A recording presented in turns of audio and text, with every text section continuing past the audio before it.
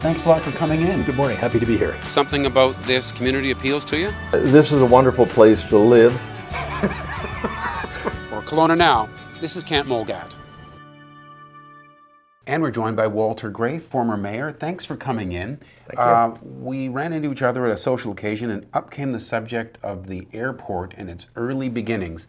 And you caught my interest with a story about some of the things council had to do to get what are the beginnings of our current airport in place. So take it away. Right, well, it would have been 1946.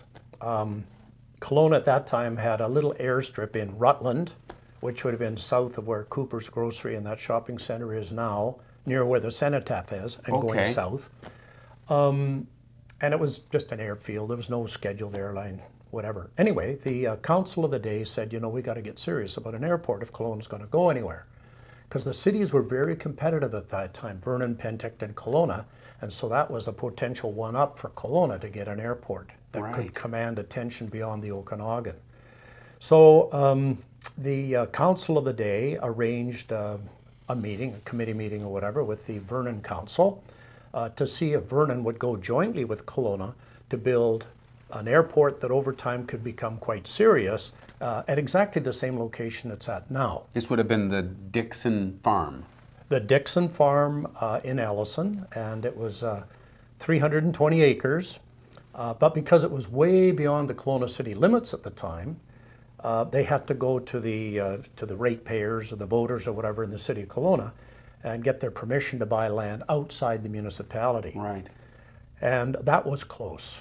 It was 440 to 446 in favor by 6 votes to buy the land for $20,000. $20,000. And the other thing interesting about it is you were saying at that time when they would put something to a referendum that it was only property owners that had a vote. Well, that's my understanding. That all changed over time, as a lot of things to do with voting have. Like at one time, women didn't have the vote, and they got the vote, and so they should. Yeah. They turn out to the polls more frequently than men, by the way. Yeah. So this was the whole vision of the airport was obviously captivating for some and not others. This was borderline.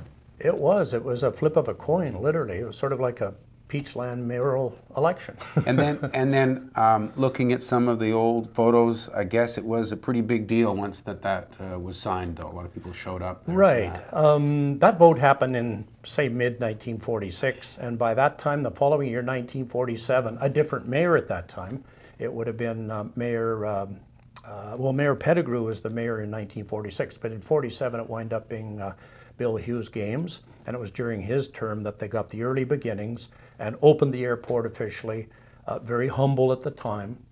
And then over time, the council kept paying attention to it because it was really a city airport.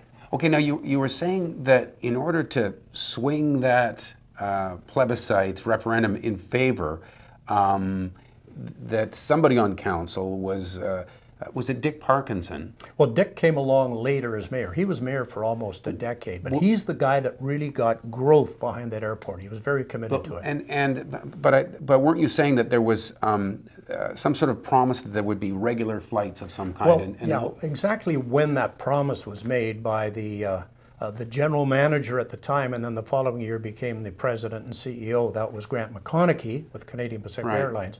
He and Dick had a personal relationship, and so when Dick became the mayor, he got that airline interested in Kelowna, and that's why then going forward the taxpayers in Kelowna supported the airport, because now we had the first step towards scheduled airline service. So in the beginning, then it would have just been referred to as Ellison Field.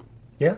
And then it would be what, decades later before there was any pavement. How long later, I don't know. All we do know that of I think it was about 3,000-foot runway, it's been expanded a number of times. The amount of land, which was 320 acres, has been expanded a number of times. But the one constant is, and they've known this from the beginning, we could never ever have a second airstrip. Because there's no point in having one side by side. Usually you'll have one and one be at an angle so that they can deal with weather and wind and things like that. But because of the way the valley is configured, Kelowna's future expansion would be limited still and forever, one airstrip. But that doesn't matter because the big airports today, they're landing every 40 seconds, you know. So we have a lot of capacity on that runway. Yeah, maybe 100 years from now, they'll be saying, gee, you know, well, we have to build another one somewhere else. But, you know, there was even an extension to that airstrip within the last, what was it? Oh, well, I was personally involved in that one. That was leading up to the Olympic Games. Yeah. And we went to the province because we'd sort of run out the welcome with the feds in terms of getting money by that point. So we went to Gordon Campbell and said, and I say we, I mean, I was the mayor at that time. This is many years later, of course, but in advance of the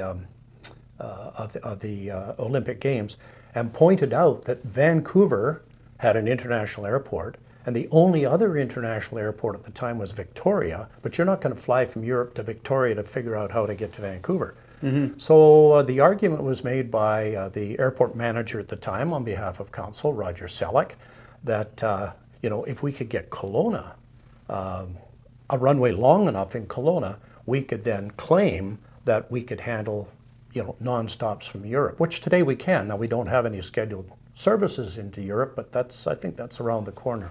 One more story I want to get out of you before you go is when we first started referring to the Kelowna Airport as Kelowna International Airport. Yeah.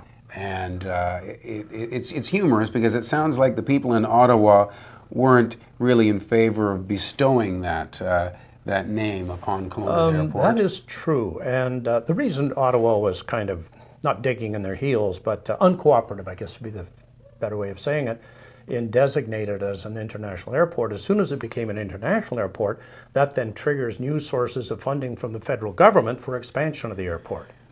But in the meantime, from a marketing standpoint, if we were Kelowna International Airport, that would have much more appeal to travelers. They'd say, Kelowna International Airport? Hey, that must be a place we're going to. Right. And so the airport manager at the time, Roger Selleck, and Sam Samadar, who's now the manager of the airport, but he was on Roger's staff at the time as the senior person. I said to them, I said, do we own all the land up to the highway?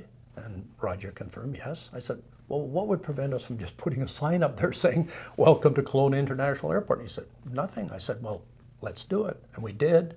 And then eventually Ottawa thought it was an international airport, and so then designated it as such. Right. So just put the name on and see what sticks, and it did. Yeah. So going back then to the 40s all over again, that 6-vote difference. Yeah.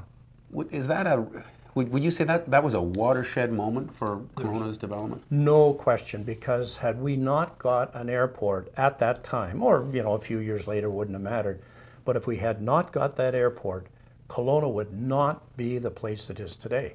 In fact, the viewers you have for your program today wouldn't even be here in Kelowna to watch the program because we never would have caught fire in terms of being a desirable place to travel to and eventually move to and establish a business and become grandparents in Kelowna, etc. Yeah, right up there with the bridge, you'd say? 1958, yeah. Yeah.